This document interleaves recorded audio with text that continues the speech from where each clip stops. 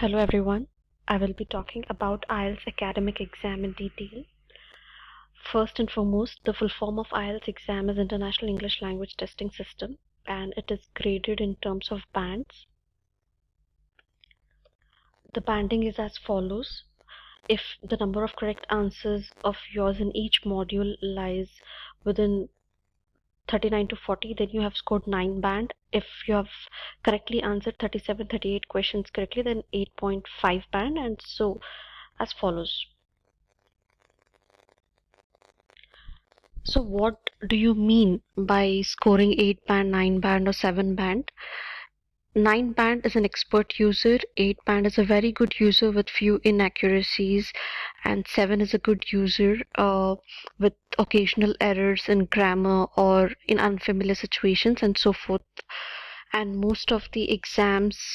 um, most of the licensing exams like PLAB require you to score 7 band in each module and overall 7.5 band.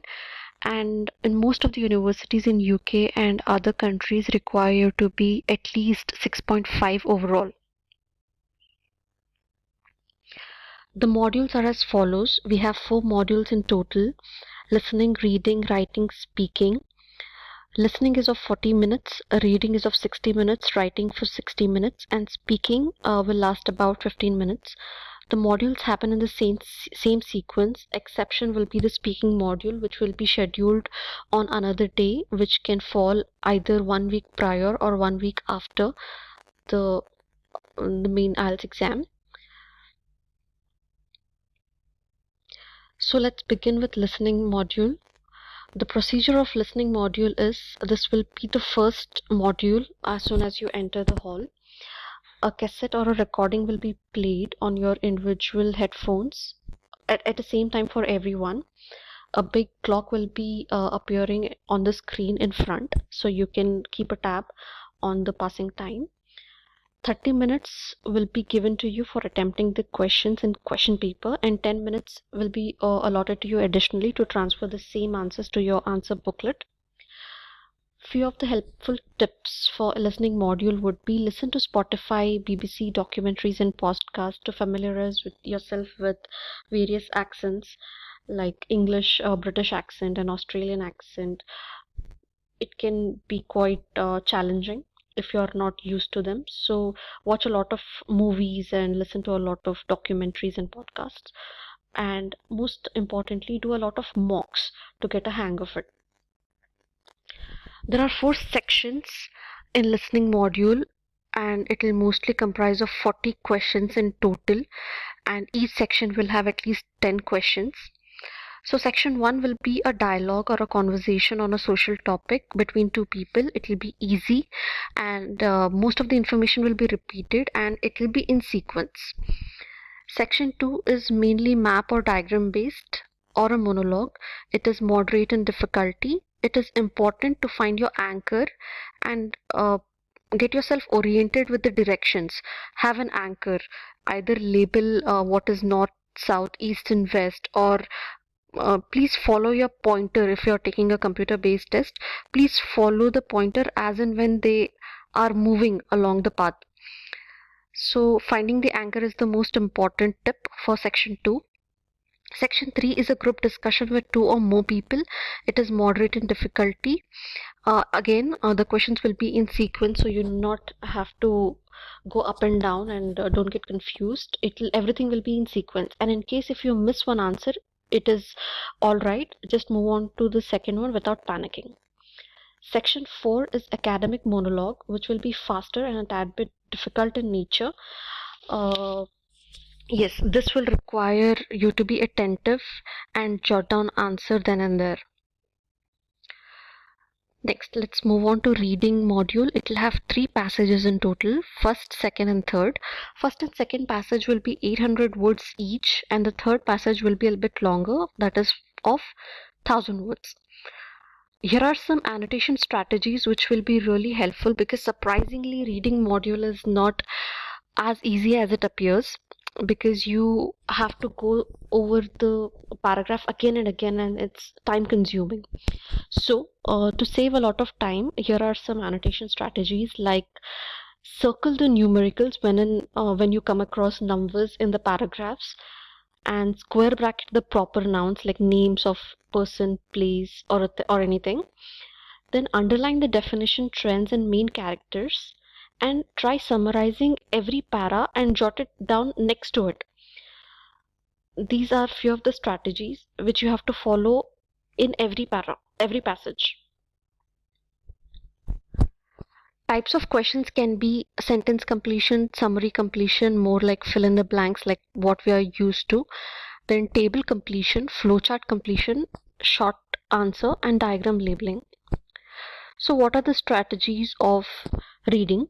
The do's are, first and foremost, read the instruction, what they are asking you, and then highlight the word count. For example, next to every question there will be like answer in 3 words or answer in 4 words. So you have to stick to that word count. And before you begin annotating, first and foremost read all the questions first, so that when you read the para you will know that this might be important, because you will remember what is being asked at the end of it. And then answer one by one, follow the sequence, don't pick randomly because you may overlook and forget answering some of the questions.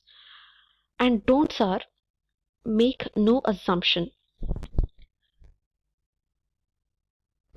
For example, if it's true or false or not given type of a question, note down the exact word. Don't just write yes or no on your own.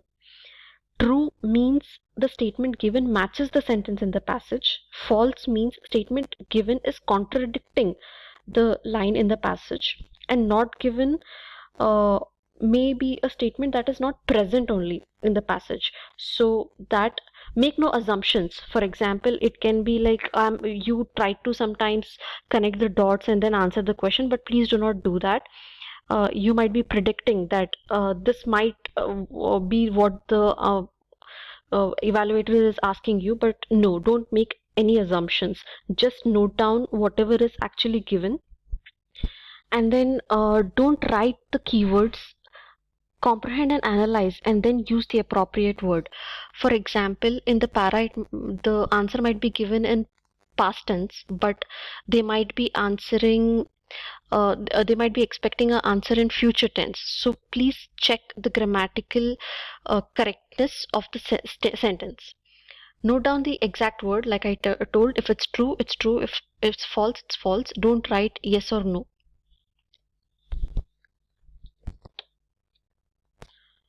Then let's move on to the writing module. Writing module will have two tasks, task 1 and task 2. Allot 20 minutes for task 1 and 40 minutes for task 2. Because the marks weightage of task 2 is greater than that of task 1. Task 1 only holds 1/3 of the marks, and the word count required for task 1 is 150. It's basically report writing, in which the question type can be bar graph, line graph, table chart, pie chart, map, diagram based questions. And process, it can be as simple as filtration process or manufacturing process or sewage treatment. It can be any of those. The strategies to be followed for writing module is, first read the question, analyze the diagram, group all the similar things together and group all the dissimilar things together. For example, if few of the variables are increasing over the period of time, then those are similar things, and if few of the things are declining over the period of time, then those are dissimilar things. And finally, highlight some unique features. For example, there might be exceptions, which is neither falling into similar or dissimilar things, it is just following its own trend. Then those are unique features. Or it can just be one of the variable which is highest in the similar and dissimilar things, the variable which has seen skyrocketed over a short span of time, or nosedived over a short period of time. Those are the unique features, so make a point of all those. Steps for task 1 are: analyze the questions carefully, identify the main features, follow the strategy which is mentioned in the previous slide.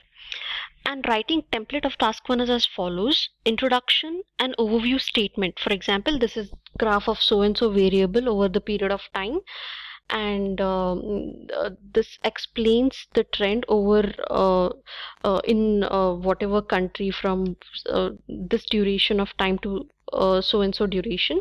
Maximum it can be of 50 words. Then next you go about describing all the trends, features, and like I said in the previous slide, all the strategies can be followed in this detailed paragraph of 100 words. Task 2, which is a difficult task, not going to lie. A lot of people fear this task too. So to make it simple, allot 40 minutes of your time to this and take 10 minutes just to think about what you're going to write. Right? This will carry 2/3 of the marks weightage of writing module. So you have to be precise in what you want to jot down in the paper. Types of questions in the task 2 are opinion based essays, non-opinion based essays, and combination based essays. Opinion based essay, you can either agree to it or disagree to it, but very rarely sometimes you can agree and disagree, but that is not advisable. It is better to stick to one and try expanding further. Non-opinion based question. Non-opinion based essay can either be advantage or disadvantage type, problem solution type, cause and effect type, or double question type. Combination based essay sometimes will require you to state the fact and also give your opinion about it. So that is falling under combination based essay. So what are the key answer? What are the band descriptors which you will be assessed on? First is task achievement. The word limit is 250 words, so you have to write 250 words minimum and not more than 280 words. Coherence and cohesion will be evaluated and structure will be assessed, so that has to be kept in mind.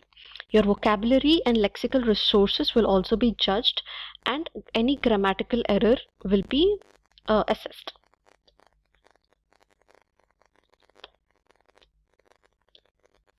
Yeah. Steps to be followed for task 2.